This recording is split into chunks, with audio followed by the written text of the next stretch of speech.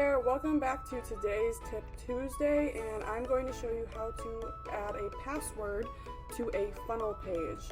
So first off, you're going to have your funnel page created, and then you're going to want to hit the pop-up up here and create your pop-up with something like restricted access. Please enter the password to access content.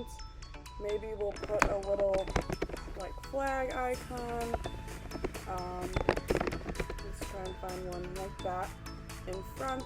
You can change the color of it, something like that. And then we're going to pull in another element that is the custom JavaScript in HTML. Pull that in right there. And then we're going to open the code editor. And we're going to paste in this code that I will give you right there.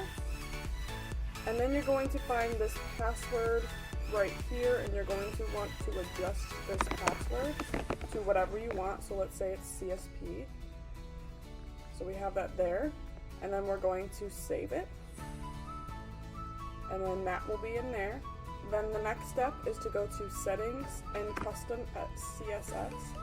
And we're going to paste this other code in here. We don't need to adjust it at all. This is just to make sure that there's no flash of them being able to see the screen before the pop-up pops up.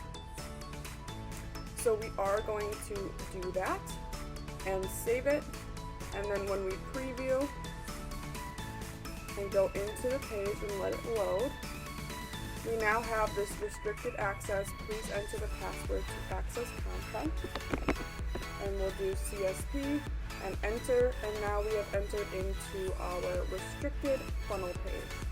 And that is how to add a password to your funnel page.